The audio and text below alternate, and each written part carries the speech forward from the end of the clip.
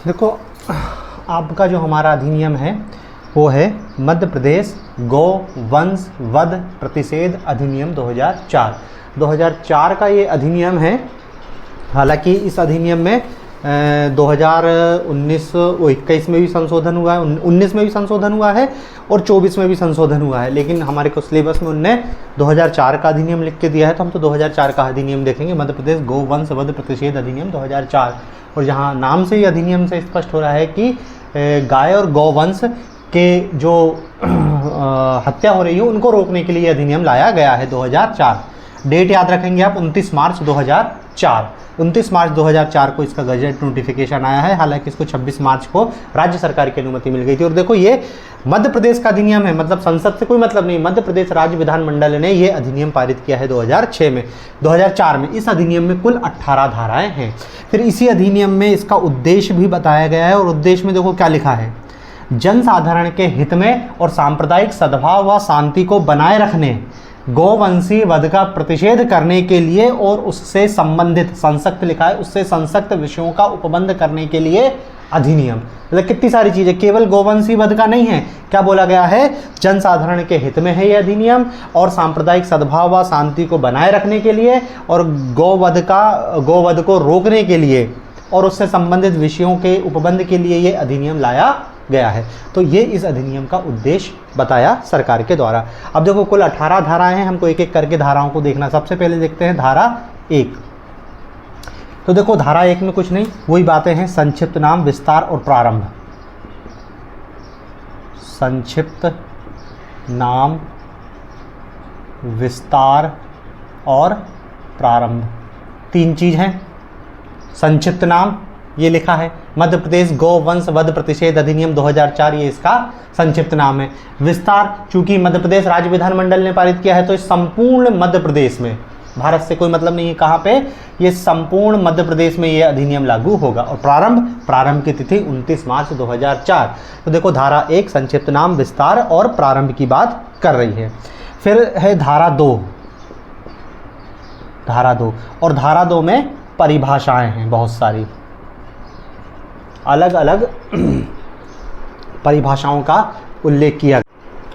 ठीक है, धारा 2 में विभिन्न परिभाषाओं का उल्लेख किया गया है। तो सबसे पहले देखते हैं धारा 2 में कौन कौन सी परिभाषाएं हैं। तो देखो, धारा 2 और उसका सब क्लॉज का 2 का में जो परिभाषित किया गया है वो गौ मांस को परिभाषित किया गया है। गौ मांस को परिभाषित किया गया, और क्या लिखा गया है कि गौ मांस से तात्पर्य है कि गोवंश जिसका वध इस अधिनियम में प्रतिषिद्ध किया गया है का मांस, मतलब गौवंश का मांस। अभी गोवंश के अंतर्गत क्या क्या है बताएगा, अभी उन्होंने गौमांस बता दिया है। फिर है 2 खा, और 2 खा में गौवंश को परिभाषित किया गया है। और गौवंश के अंतर्गत क्या क्या शामिल किया है इसमें, गाय, सांड, बैल और गाय के बछड़े। गाय के बछड़े, ठीक है, ये सब गौवंश के अंतर्गत शामिल किया है। और अब गाय, सांड, बैल और गाय के बछड़े के मांस को गौमांस। तो 2 खा। फिर है 2 गा, और इसमें लिखा है सक्षम प्राधिकारी।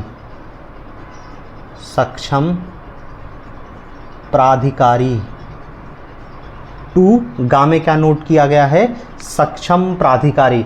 और सक्षम प्राधिकारी मतलब ऐसा कोई व्यक्ति जिसको राज्य सरकार ने इस अधिनियम के अधीन जो कर्तव्य हैं उसके लिए इसको नियुक्त किया गया है। तो वो 2 गा के अंतर्गत ये सक्षम अधिकारी की परिभाषा दी गई है।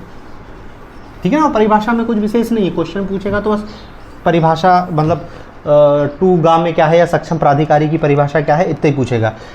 2 घा में संस्था की परिभाषा दी गई है।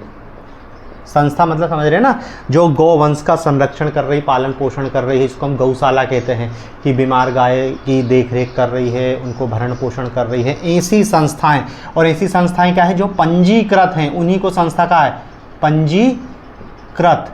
और पंजीकृत के साथ क्या बोला है, मूर्त संस्थाएं। देखो संस्था सामान्यतः मूर्त होती है, संस्थाएं मूर्त नहीं होती हैं, लेकिन यहाँ पे संस्थाओं को क्या है, मूर्त रूप को स्वीकार किया गया है। रजिस्ट्रीकृत कोई मूर्त संस्था, हाँ मूर्त संस्था को स्वीकार किया गया है कि हाँ भाई कोई रजिस्ट्रीकृत संस्था होना चाहिए और ज़मीन पे भी उस संस्था हमको दिखाई देनी चाहिए। ऐसी संस्था को हम संस्था की परिभाषा के अंतर्गत मानेंगे, क्योंकि देखो अभी अधिनियम में क्या है, संस्था को अनुदान की भी व्यवस्था होगी, तो इसलिए पहले संस्था को स्पष्ट रूप से इनने यहाँ पर परिभाषित कर दिया है कि संस्था का मतलब क्या होगा, पंजीकृत ऐसी संस्था होना चाहिए जो गौवंश का संरक्षण कर रही हो, उनके प्रजनन भरण पोषण और उनके इलाज ये सारी व्यवस्था कर रही हो। 2 घा, फिर डा, इसमें है वध। वध को परिभाषित किया गया है कि वध के अंतर्गत ये जो गौवंश है, गौवंश की हत्या, हत्या करने का प्रयास, उसको अंगहीन करना, उसको शारीरिक चोट पहुंचाना, किसी भी कारण से उसकी मृत्यु हो रही है तो उसको हम गौवध मानेंगे। ठीक है। फिर है चा, 2 चा में है पशु चिकित्सा अधिकारी।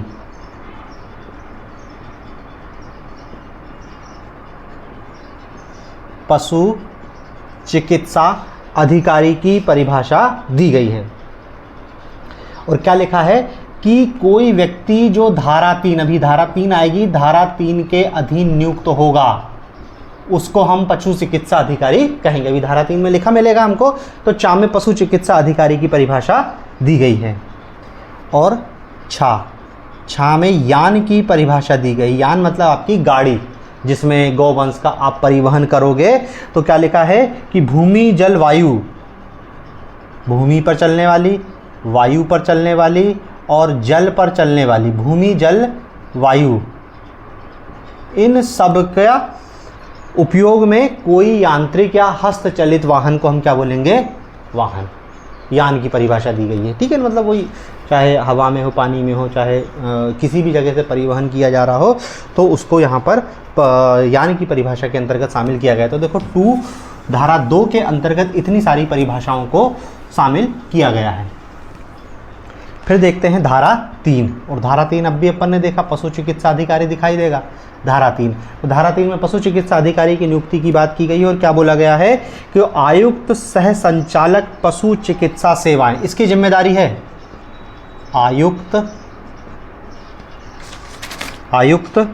सह संचालक,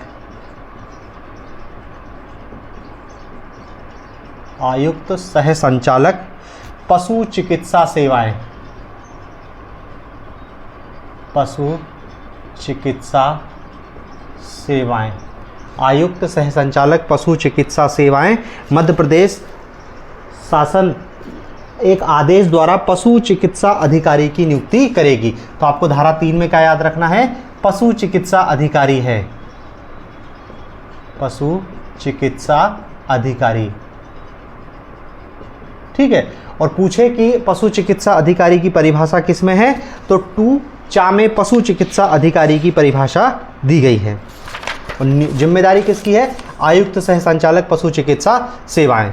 फिर है धारा 4, धारा 4, और धारा 4 में क्या है, कोई भी व्यक्ति किसी गौवंश का ना तो वध करेगा ना वध के लिए देगा, ना वध करवाएगा और ना ही वध के लिए दिलवाएगा। समझ रहे हैं ना, चारों बातों को निषिद्ध किया।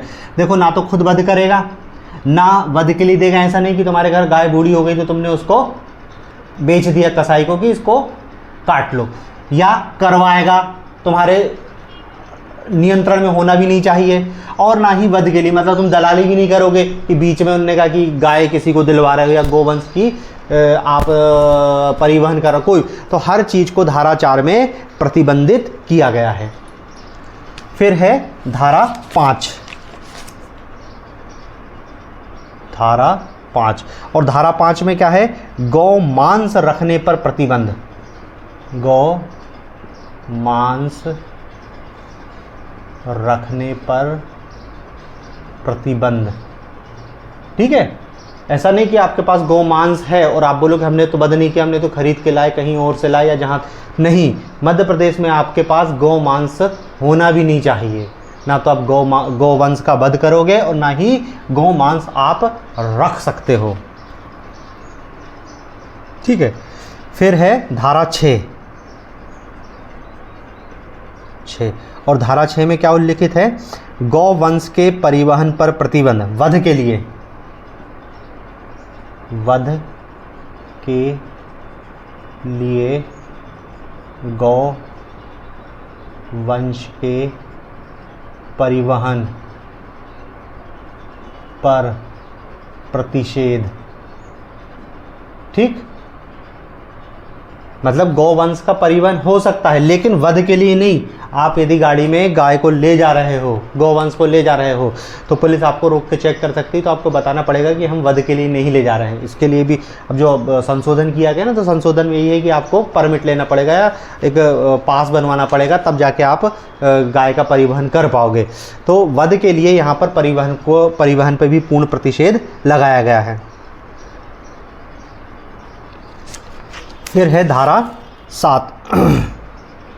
और धारा 7 में क्या बोला गया है कि राज्य सरकार ऐसी संस्थाओं को मदद करेगी जो गौवंश के कल्याण में लगी हुई है। संस्था को मदद करेगी जो गौवंश का कल्याण कर रही है। वही पैसे देगी संस्थाओं को, जो जितनी गौशालाएं हैं उनको चंदा देती है राज्य सरकार, ऐसी संस्थाओं को पैसे देती है जो गौवंश के संरक्षण का प्रयास कर रही है। फिर है धारा 8। और धारा 8 में है प्रभारों का उद्ग्रहण।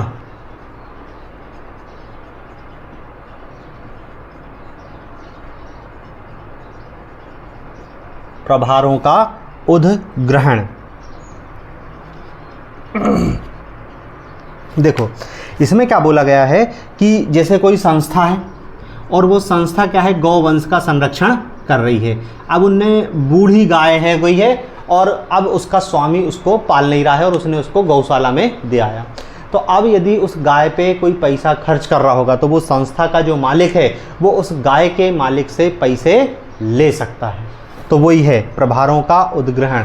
जो संस्था है वो स्वामियों से पैसे ले सकती है, स्वामियों से प्रभारों का उद्ग्रहण करेगा जैसे वो चाहेगा कि भाई उसने गाय दे गया था, वो गाय पाल रहे हैं गौशाला में, तो उसके लिए कुछ यदि पैसे का खर्चा हो रहा है तो वो स्वामी से ले सकता है।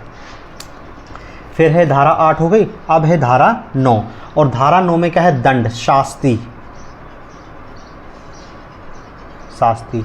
और देखो दंड के लिए क्या बोला गया है कि इस अधिनियम की धारा 4, 5, 6, अधिनियम की धारा 4, 5 और 6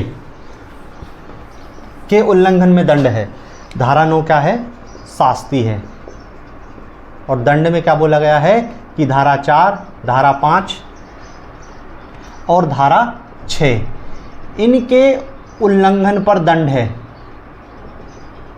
तो देखो अब भी अपन ने लिखा 4, 5, 6। 4 में क्या लिखा है कि गौवंश के वध का प्रतिषेध किया है, गौमांस रखने पर प्रतिषेध किया है और गौवंश के परिवहन, वध के लिए परिवहन पर प्रतिबंध। तो यदि इन तीनों में से आप किसी एक धारा का या किसी तीनों धारा का उल्लंघन करोगे तो आपको दंड होगा। और दंड के लिए क्या बोला गया है कि आपको 3 वर्ष तक का कारावास, 3 वर्ष तक का कारावास और 10,000 रुपये जुर्माना।